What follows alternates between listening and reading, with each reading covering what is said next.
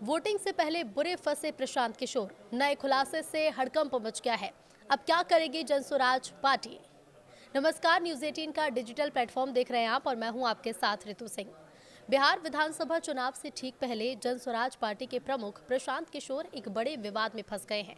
चुनाव आयोग के रिकॉर्ड में ये बात सामने आई है कि किशोर का नाम 2 राज्यों पश्चिम बंगाल और बिहार दोनों की वोटर लिस्ट में दर्ज है। बिहार विधानसभा चुनाव के लिए 6 नवंबर को पहले चरण की वोटिंग होने वाली है। हालांकि इस वोटिंग से पहले ही जनसुराज के मुखिया और चुनावी रणनीतिकार से नेता बने प्रशांत किशोर बड़ी मुसीबत में घिरते हुए नजर आ रहे हैं। चुनाव आयोग के रिकॉर्ड में ये बात सामने आई है कि पीके का नाम 2 राज्यों पश्चिम बंगाल और बिहार की वोटर लिस्ट में दर्ज है।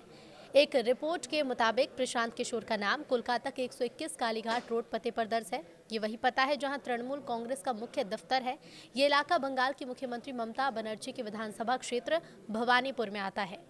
बिहार में कहां के वोटर हैं प्रशांत किशोर, बताते हैं आपको। तो प्रशांत किशोर ने 2021 के बंगाल विधानसभा चुनाव में टीएमसी के लिए चुनावी रणनीतिकार के तौर पर काम किया था। उनका मतदान केंद्र वहां सेंट हेलेन स्कूल बी रानी शंकारी लेन बताया गया है। बिहार के रोहतास जिले में स्थित कुंवर गांव की वोटर लिस्ट में भी उनका नाम दर्ज है। ये प्रशांत किशोर का पैतृक गांव है जो ससाराम संसदीय क्षेत्र के अंतर्गत करगहर विधानसभा क्षेत्र में आता है। यहाँ उनका मतदान केंद्र माध्य विद्यालय कुंवर है। जनप्रतिनिधि अधिनियम की धारा 17 के तहत किसी भी व्यक्ति का नाम एक से ज्यादा निर्वाचन क्षेत्र में दर्ज नहीं हो सकता। धारा 18 में यह भी स्पष्ट किया गया है कि कोई भी व्यक्ति एक ही क्षेत्र में 2 बार बतौर वोटर के रूप में रजिस्टर्ड नहीं हो सकता है। वोटर अगर अपना निवास बदलता है तो उसे फॉर्म 8 भरकर पुराने स्थान से नाम हटाने की प्रक्रिया करनी होती है।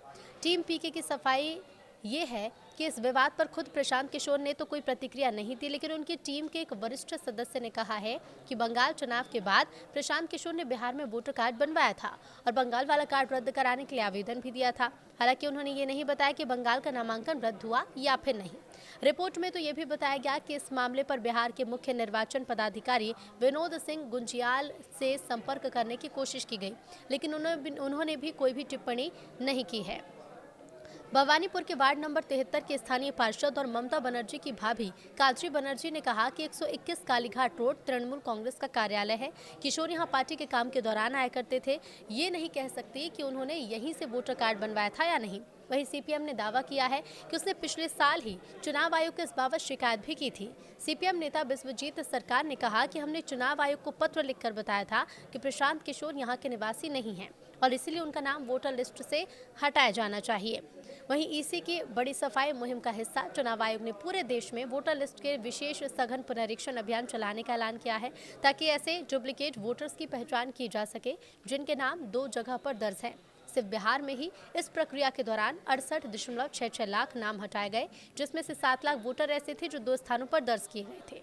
चुनाव से ठीक पहले इस विवाद ने प्रशांत किशोर और उनकी पार्टी जनसुराज की मुश्किलें बढ़ा दी हैं।